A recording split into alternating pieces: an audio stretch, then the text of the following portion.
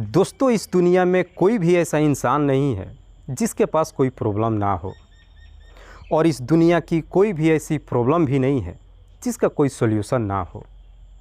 लेकिन लोग अपनी परेशानियों से निजात पाने के लिए जल्दबाजी में फ़ैसला कर लेते हैं, और उनकी मात्र एक छोटी सी गलती की वजह से उनकी खुद की ज़िंदगी तो बर्बाद होती है, उनके साथ साथ और भी न जाने कितने लोगों की ज़िंदगियां तबाह हो जाती है। दरअसल आज की भी कहानी में सेम कुछ ऐसी होता है, जिसकी वजह से कई लोग हमेशा के लिए सलाखों के पीछे पहुंच जाते हैं। नमस्कार, आदाब, मैं हसमुद्दीन और आप देख रहे हैं सफ़र क्राइम तक। दोस्तों, आज की जो सच्ची घटना मैं आपको सुनाने वाला हूं, दरअसल ये घटना है राजस्थान प्रदेश की। राजस्थान का एक शहर पड़ता है जयपुर, और इसी जयपुर का एक थाना पड़ता है करधनी। बात कर रहा हूँ मैं 9 नवंबर 2021 की दोपहर के वक्त। दरअसल इसी करधनी थाने में एक व्यक्ति फ़ोन करता है और पुलिस वालों से कहता है कि साहब, मेरा नाम विकास है और मैं गोविंद नगर से बोल रहा हूँ। दरअसल मेरे गांव के बगल जंगल में एक व्यक्ति की डेड बॉडी को कुत्ते नोच करके खा रहे हैं, आप जल्दी से आ जाइए।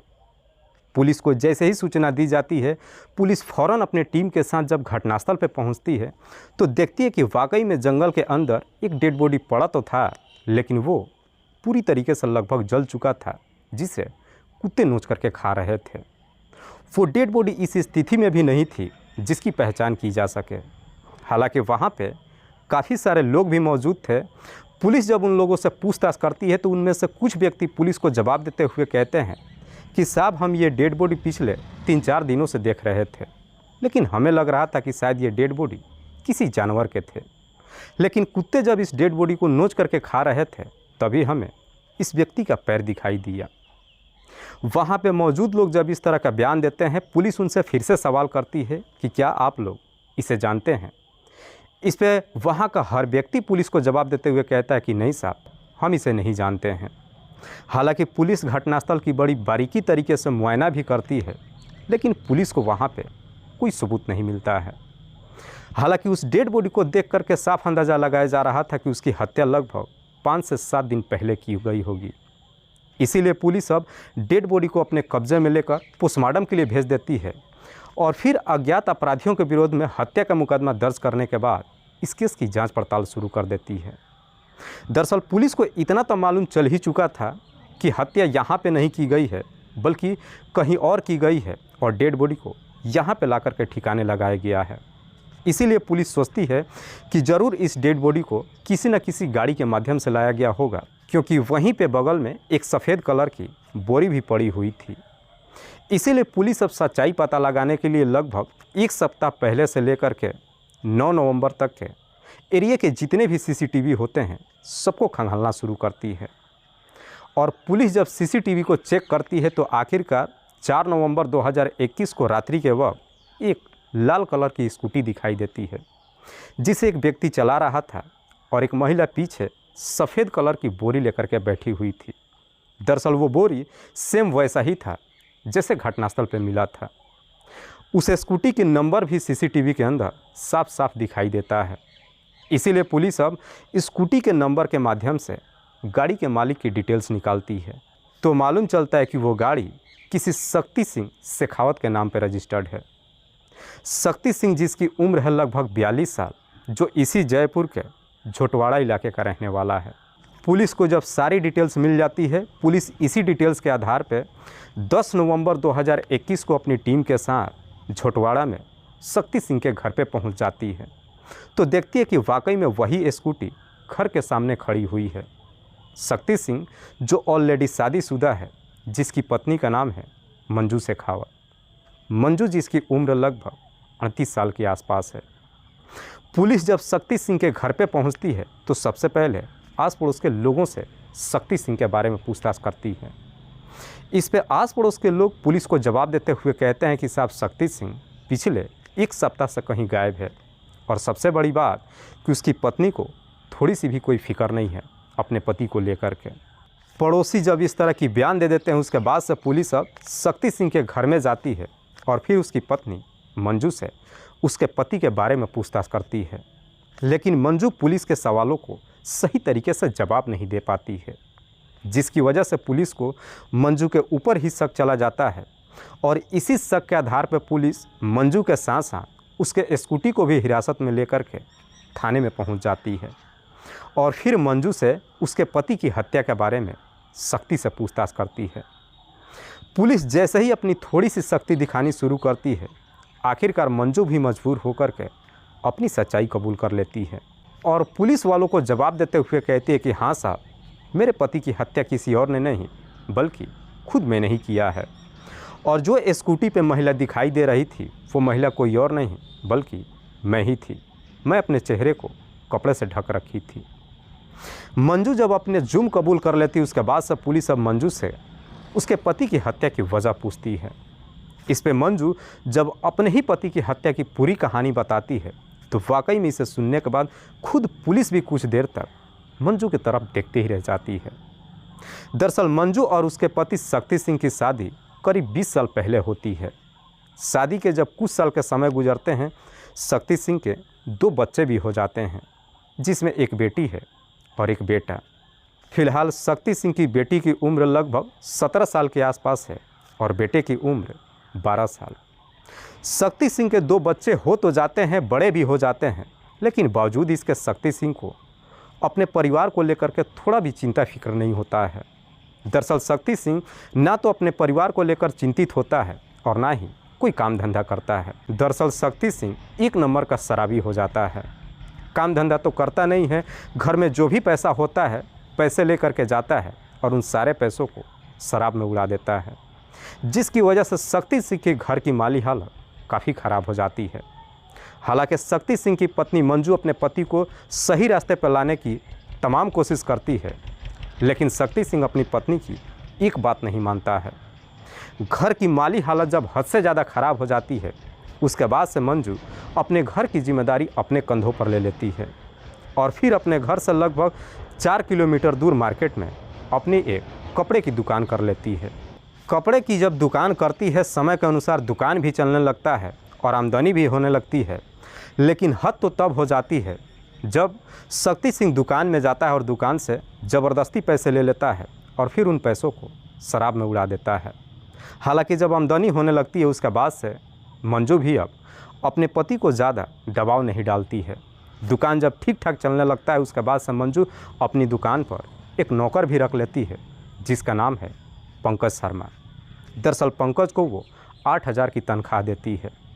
लेकिन मंजू जब खुद दुकान चलाने लगती है, उसके बाद से दुकान की सामान भी और कपड़े की खरीदारी करने के लिए लोगों से बातचीत तो करती है, जहाँ तहाँ शहर में भी जाने लगती है और शहर में जब जाती है तो मार्केटिंग करने में उसे 2 से 4 दिन का समय भी लग जाता है। इसी सिलसिले में एक दिन मंजू की मुलाकात एक कपड़े व्यापारी से होती है, जिसका नाम है विनोद सिंह। दरअसल विनोद सिंह से जब मंजू की अपने काम के सिलसिले से लेकर बार बार मुलाकात होनी शुरू होती है, मंजू और विनोद के बीच में पहले दोस्ती होती है और बातचीत करते करते आखिरकार दोनों के बीच में प्रेम प्रसंग भी शुरू हो जाता है। और जब दोनों के बीच में प्रेम प्रसंग शुरू होता है, इस बात की जानकारी मंजू के पति शक्ति सिंह को कभी नहीं मालूम चलता है। दरअसल मंजू का जब विनोद के साथ में प्रेम प्रसंग शुरू होता है, उसके बाद से मंजू के भी अच्छे दिन आ जाते हैं और फिर खुशहाल तरीके से वो भी अपना समय गुजारने लगती है। दरअसल जब भी वो मार्केट करने के लिए जाती है तो अपने पति से झूठ बोल देती है कि मैं मार्केट करने के लिए जा रही हूँ, और फिर वो अपने प्रेमी के साथ जहाँ तहाँ घूमने के लिए चली जाती है। और जहाँ भी घूमने के लिए जाती है 2-4 दिन तक ठहरती है, दोनों मौज मस्ती करते हैं और उस पल के कुछ आपत्तिजनक फ़ोटो और वीडियोज़ भी मंजू अपने मोबाइल में कैप्चर कर लेती है। हालांकि मंजू बिंदास तरीके से अपना जीवन जी तो रही थी, पर पता नहीं एक दिन कैसे मंजू का पति शक्ति सिंह उसके मोबाइल के अंदर उसका खुद का आपत्तिजनक फ़ोटो और वीडियोज़ देख लेता है। शक्ति सिंह जब अपनी पत्नी की आपत्तिजनक फ़ोटोज़ को देखता है, इस प्रकार से गुस्से में आता है कि अब वो अपनी पत्नी की बुरी तरीके से पिटाई कर देता है और साथ ही साथ अपनी पत्नी के ऊपर अब दबाव डालना शुरू कर देता है। दरअसल उसके बाद से मंजू जब भी दुकान पे जाती है, खुद शक्ति सिंह भी अब दुकान पे जाता है और पूरी दिन दुकान पे बैठने लगता है। मंजू जब अपने काम के सिलसिले से किसी से बातचीत भी करने की कोशिश करती है तो उसका पति उसे रोक टोक करने लगता है, जो मंजू को बिल्कुल अच्छा नहीं लगता है। दरअसल शक्ति सिंह जब अपनी पत्नी के ऊपर नज़र रखना जब शुरू कर देता है, उसके बाद से मंजू चाह करके भी अपने प्रेमी विनोद से मुलाकात नहीं कर पाती है। लेकिन शायद तब तक काफ़ी देर हो चुकी थी, क्योंकि मंजू चाह करके भी अपने प्रेमी से दूर नहीं रह सकती थी। मंजू जब अपनी तमाम कोशिश कर लेती है और जब उसे पूरा यकीन हो जाता है कि उसके पति को रहते हुए वो कभी भी अपने आशिक से मुलाकात नहीं कर सकती है, आखिरकार मंजू भी परेशान होकर के जल्दबाजी में ही अपने पति को ही हमेशा के लिए इस दुनिया से ही हटाने का तय कर देती है। हालांकि मंजू अपने पति को इस दुनिया से हटाने का तय तो कर देती है, लेकिन ये काम उसके अकेले बस का नहीं था और मंजू इस बारे में अपने प्रेमी से भी बातचीत नहीं करती है। मंजू जब ये पूरा क्लियर कर लेती है कि मुझे अपने पति को मार देना है, आखिरकार एक दिन इस सिलसिले में उसके दुकान पे जो उसका नौकर आकाश शर्मा काम कर रहा था, उसी से बातचीत करती है। हालांकि मंजू आकाश को पहले से ही बहुत सारे कर्ज दे रखी थी। अपने पति को ही इस दुनिया से हटाने के लिए जब अपने नौकर आकाश से मदद मांगती है और कुछ पैसों की जब लालच देती है, साथ ही साथ कहती है कि मैं तुम्हारी सारे कर्ज को माफ़ कर दूंगी, आखिरकार आकाश भी लालच में आ जाता है और फिर अपनी मालकिन मंजू का साथ देने के लिए तैयार हो जाता है। जब नौकर इस काम को करने के लिए तैयार हो जाता है, उसके बाद से मंजू और उसके नौकर दोनों ही एक सही समय का इंतज़ार करने लगते हैं और आखिरकार 2 नवंबर 2021 को धनतेरस होता है। 2 नवंबर को रात्रि के वक्त शक्ति सिंह जब घर पे पहुंचता है, नशे की हालत में पहुंचता है और फिर किसी बात को लेकर के अपनी पत्नी के साथ झगड़े तकरार शुरू कर देता है। झगड़े तकरार करने के बाद गुस्से में आकर बिना खाना खाए ही वो कमरे में जाकर के सो जाता है, लेकिन मंजू की आंखों में नींद ही नहीं आती है। मंजू के दोनों बच्चे भी जब गहरी नींद में सो जाते हैं, उसके बाद से मंजू अपने नौकर को घर पे बुलाती है और चुपके से अपने पति के कमरे में लेकर के जाती है।